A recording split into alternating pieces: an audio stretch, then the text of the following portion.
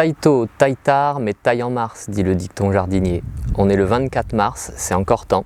Mais vous allez voir que mes rosiers Pierre de Ronsard ont déjà bien commencé leur développement. On va le faire quand même. Bonjour et bienvenue sur mon jardin dans les Landes. Alors aujourd'hui je vais tailler mes rosiers Pierre de Ronsard. Le rosier Pierre de Ronsard, c'est un rosier grimpant à floraison remontante. C'est-à-dire que ça fleurit plusieurs fois dans l'année, à partir du printemps jusqu'aux premières gelées de l'automne.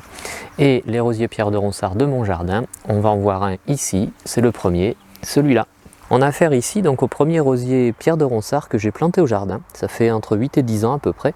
Et on voit bien comment je l'ai formé. J'ai favorisé ici et là deux branches principales que je peux appeler charpentières. Et sur ces branches principales, j'ai laissé apparaître des branches secondaires que l'on voit un petit peu partout. Ici par exemple, et là. Et c'est sur ces branches secondaires que l'on peut appeler coursonnes que vont apparaître les bourgeons à fleurs. Voilà. Et donc l'idée pour entretenir ce rosier et pour le former, c'est de supprimer par exemple les bois morts, comme ici. Vous voyez, il y a ça à supprimer, ça ne sert à rien. Avec le sécateur, on supprime la branche morte. Voilà, il y en a ici aussi. Donc ça c'est le premier travail à réaliser. C'est relativement simple puisqu'on ne se pose pas de questions. On enlève les bois morts. Ensuite, là où il faut se poser des questions, c'est par rapport aux coursonnes, aux branches secondaires ici, c'est quel bourgeon conserver pour que celui-ci nous donne des fleurs. Et donc, sur celle-ci par exemple, il n'y a pas grand-chose à conserver. On voit ici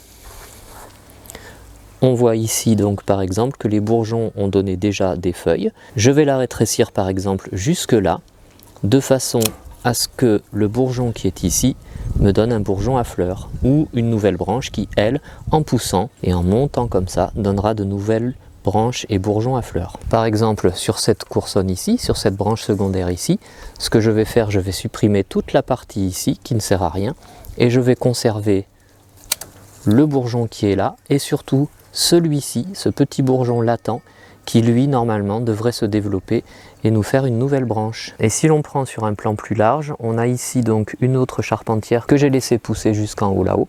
Sur cette charpentière poussent de nouvelles branches, ici de nouvelles ramifications qui seront mes coursonnes. Et ici de la même façon, j'ai courbé cette branche ici pour la faire aller tout le long là à l'horizontale. Il va falloir que j'attache cette partie, mais on voit bien que même sans la taille, il y a eu un développement de bourgeons floraux qui apparaissent en ce début de printemps. Voilà pour ce qui est de mon premier rosier Pierre de Ronsard. On va en voir un deuxième. Voilà, celui-ci on le verra à la fin de la vidéo parce qu'il a une particularité qu'il faut que je vous montre. Avant de passer à la taille du deuxième rosier Pierre de Ronsard, j'ai un petit conseil à vous donner qui est très important. C'est qu'en fait, lorsqu'on a fini de tailler un rosier et avant de reprendre un prochain, il vaut mieux désinfecter la lame du sécateur. De cette façon, on évite de transmettre une maladie d'un rosier à un autre. Et sachant que particulièrement, en tout cas celui-ci que l'on vient de voir au début, il est particulièrement sensible à la tache noire du rosier et donc je voudrais éviter de transmettre cette maladie à mes autres rosiers. Pour désinfecter et entretenir le sécateur, vous avez une petite vidéo qui apparaît ici concernant l'entretien et la désinfection du sécateur. Et sinon, je vous montre, en fait, c'est à l'alcool à brûler. J'en mets sur un chiffon, comme ça. Voilà, attention, c'est un produit dangereux. Voilà, j'en mets sur mon chiffon et je vais passer l'alcool à brûler sur la totalité de la lame du sécateur, d'un côté comme de l'autre.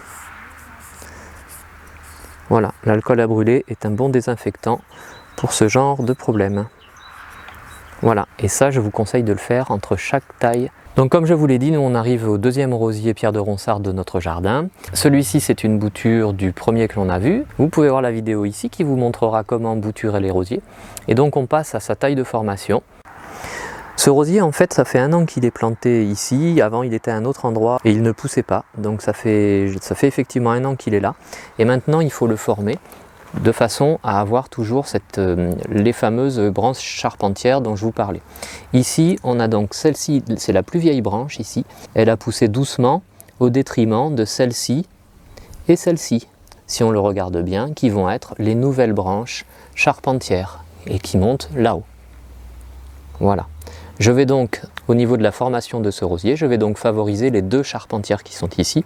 Et c'est pour ça que ici, ça vous fait peut-être mal au cœur. Mais je vais supprimer ça. Et je vais supprimer ça. Voilà. Sachant que le rosier, moi, ce rosier pierre de Ronsard, ce que je veux, c'est qu'il tapisse ici partout le grillage et non pas qu'il vienne ici trop en avant pour nous empêcher de circuler.